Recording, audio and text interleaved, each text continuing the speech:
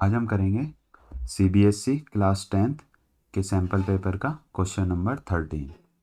तो question number 13 में क्या बोल रहा है वो कि the sum of length breadth and height of a cuboid is 6√3 centimetre. तो क्या बोला हुआ है कि length plus breadth plus height अगर हम करें तो वो कितना है 6√3 सेंटीमीटर। ठीक है। और इन्होंने क्या बोला है जो उसका डायगोनल है, डायगोनल कितना दिया हुआ है 2√3 सेंटीमीटर। ठीक है। तो डायगोनल कौन सा होता है इसमें, यहाँ से ये देखो जो लाइन आ रही है येलो वाली, ये डायगोनल होता है। ठीक है, मतलब एक कोने से दूसरे कोने तक। ठीक है, समझ में आया। तो ये होता है डायगोनल। अब डायगोनल का फॉर्मूला क्या होता है, डायगोनल होता है जो क्यूबॉइड का डायगोनल होता है उसका क्या फॉर्मूला होता है,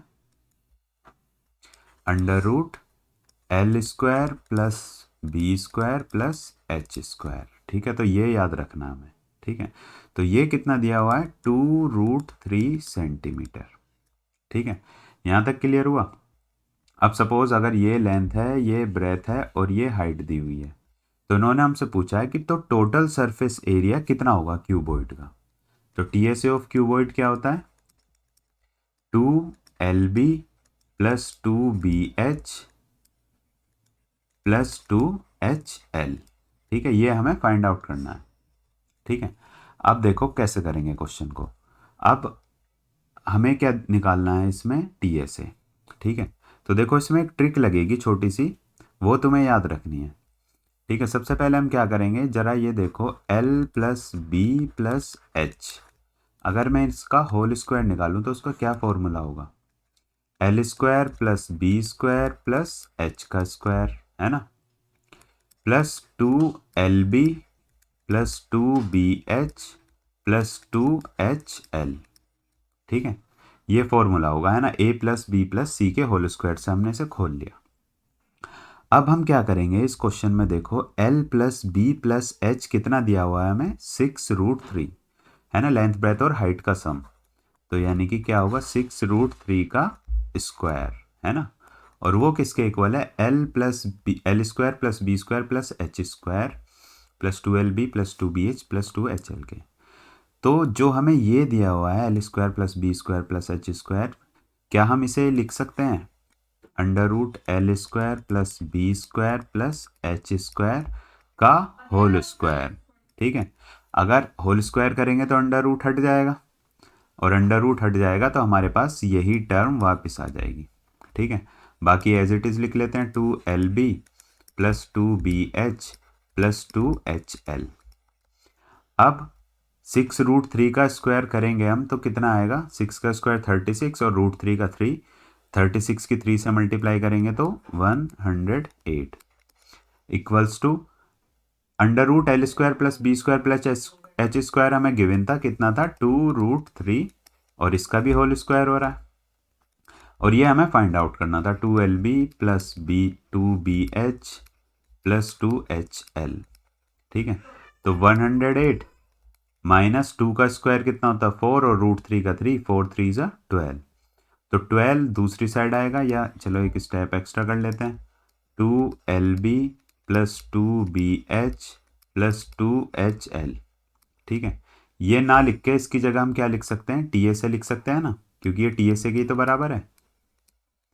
12 को भेज देंगे दूसरी साइड तो हमारे पास TSA क्या निकल के आएगा 108 माइनस 12, माइनस करेंगे तो कितना आएगा 96, यानी कि ऑप्शन सी। ठीक है, तो ये था क्वेश्चन नंबर 13। क्वेश्चन नंबर 14 देख लेते हैं आप। क्वेश्चन नंबर 14 में क्या बोल रहे हैं वो, if the difference of mode and median of data is 24। तो क्वेश्चन में बोला है कि मोड और मीडियन जो हैं उनका डिफरेंस कितना दिया हुआ है 24।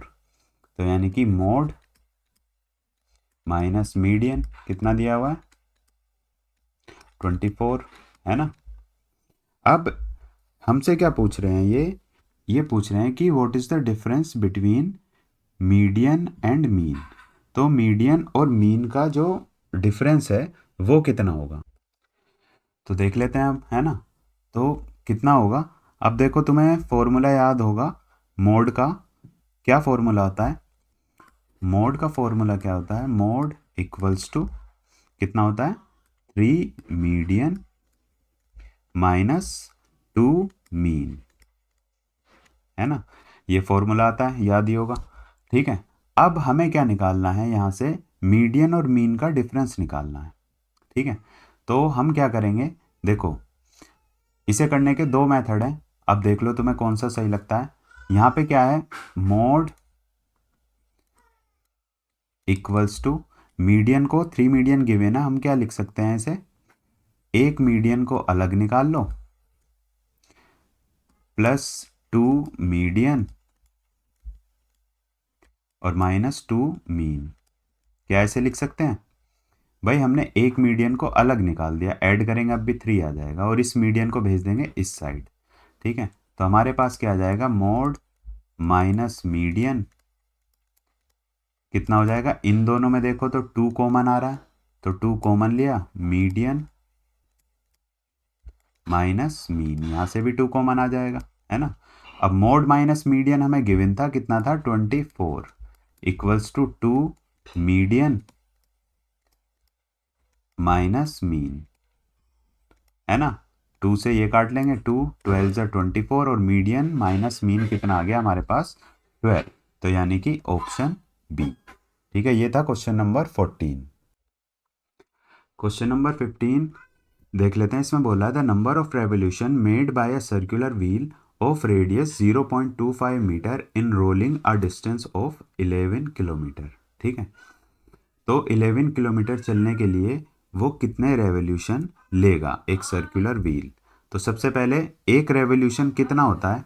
भाई अगर हम एक सर्कल देखें तो एक रेवोल्यूशन कितना होता है कि अगर वो सर्कल घूम रहा है तो ये पॉइंट टच है ना? और जब ये आगे मूव करेगा तो वापस राउंड करके जब ये वाला पॉइंट घूम के वापस यहीं पे आ जाएगा तो एक रेवोल्यूशन होगा ना। अब देखो ये एक रेवोल्यूशन किसके बराबर है? सर्कल के सरकमफेरेंस के, है ना? तो सबसे पहले हम क्या लिख लेंगे? 1 रेवोल्यूशन किसके बराबर होगा?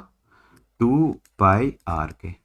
ठीक है, एक रेवोल्यूशन में कितना डिस्टेंस चलेगा? वो 2πr, क्योंकि वही उसका सरकमफेरेंस है। यहाँ पे याद रखना रेडियस हमें कितना दिया हुआ? 0.25 मीटर, है ना? आर कितना गिवन है? 0.25 मीटर। और डिस्टेंस कितना गिवन है? 11 किलोमीटर। तो डिस्टेंस कितना है? 11 किलोमीटर। इसे भी हम मीटर में कन्वर्ट कर लेंगे तो कितना आएगा? 11,000 मीटर। 1 किलोमीटर में 1000 मीटर होते हैं। अब हम मान लेते हैं कि अगर वो n रेवोल्यूशन लेता है, let wheel takes n revolutions to cover 11 kilometre. ठीक है, तो हमारे पास क्या हो जाएगा? यानी कि n रेवोल्यूशन ले रहा है, एक रेवोल्यूशन में कितना चलता है? 2πr। तो n रेवोल्यूशन में हमने कितना चला? वो 11 किलोमीटर चल रहा है, यानी कि 11,000 मीटर। अब हम रख लेंगे यहाँ पे वैल्यूज़। तो n की जगह तो n ही रहेगा, 2 की जगह 2 रहेगा, पाई की जगह पाई की वैल्यू 22/7 और r कितना गिवन था हमें? 0.25। पॉइंट हटाएंगे तो नीचे 100 आ जाएगा, क्योंकि पॉइंट के बाद 2 डिजिट्स हैं और यहाँ पे क्या है? 11,000। अब क्या करो? क्रॉस मल्टीप्लाई कर लो इनकी। तो n कितना होगा? 11,000 इंटू 100 इंटू 7। ठीक है, और अपॉन में क्या आ जाएगा? 2 इंटू 22 इंटू 25। 25 4 ज़ा 100 और 2 2 ज़ा 4 और 2 11 ज़ा 22। 11 1 ज़ा 11 और 3 0 की 3 0। तो 1000 की 7 से करेंगे तो क्या आएगा? 7000। तो व्हील कितने रेवोल्यूशन लेगा 11 किलोमीटर चलने के लिए? 7000 रेवोल्यूशन। तो इसका क्या ऑप्शन है? डी। ठीक है, ये था क्वेश्चन नंबर 15।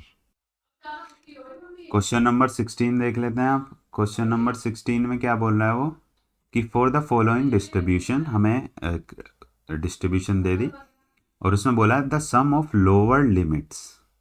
लोअर लिमिट्स किस किस के? मीडियन और मॉडल क्लास के जो लोअर लिमिट्स हैं उनका सम कितना होगा। ठीक है, तो सबसे पहले मैं पॉज करके टेबल बना लेता हूँ इसको। तो देख लेते हैं, टेबल बना दिया मैंने। तो क्लास और फ्रीक्वेंसी होगी और ये हो गया सी एफ। ठीक है, अब जब भी हम देखो मीडियन क्लास निकालते हैं तो मीडियन क्लास के लिए क्या होता है, हम n/2 निकालते हैं। n क्या होता है, जो भी सम ऑफ फ्रीक्वेंसी होती है, यानी कि सी एफ की लास्ट वैल्यू वो और सम ऑफ फ्रीक्वेंसी दोनों सेम आनी चाहिए। अगर सेम नहीं है तो यानी कि तुमने कहीं पे मिस्टेक की हुई है। तो इसलिए कभी भी जब भी मीडियन वाले क्वेश्चन किया करो तो ये चेक कर लिया करो। तो n/2 आ रहा है हमारे पास कितना, 33, क्योंकि n था 66। अब देखते हैं 33 कहाँ पे लाई करेगा। ठीक है, अब देखते हैं भाई 10 तक तो यहाँ पे हैं, फिर 25 तक यहाँ पे हैं, और 25 से के बाद 37 तक यहाँ पे हैं। तो जो 33 है वो कौन सी क्लास में लाई करेगा, इस वाली में। ठीक है, तो ये होगी हमारी क्या, मीडियन क्लास। ठीक है, सी एफ जब भी मीडियन निकालते हैं तो सी एफ इससे ऊपर वाली वैल्यू को लेते हैं। ठीक है, वो अभी नहीं कर रहे हम, अभी हमें केवल लोअर लिमिट से मतलब है दोनों की। तो क्या देखा हमने कि इसमें लोअर लिमिट कितनी है, मीडियन में 10 है ना। अब देखते हैं मॉडल क्लास। मोड क्या होता है, जहाँ पे भी जो भी फ्रीक्वेंसी सबसे ज़्यादा बार रिपीट हो रही हो, सबसे ज़्यादा बार आ रही हो, वो क्या कहलाता है, मोड। तो मोड यहाँ पे सबसे बड़ी फ्रीक्वेंसी कौन सी है, 20 है ना। तो सबसे ज़्यादा वैल्यू 15 से 20 के बीच में रिपीट हुई है ना। तो इसकी लोअर लिमिट क्या है, 15। तो दोनों को ऐड करेंगे तो कितना आएगा, 25, यानी कि ऑप्शन बी। सबसे आसान तरीका इसे करने का यही है। ऐसे क्वेश्चन एमसीक्यू में ही आएंगे, अगर सब्जेक्टिव में आते हैं तो वो हमें मीन या मीडियन निकालने के लिए आते हैं। तो ये था क्वेश्चन नंबर 16।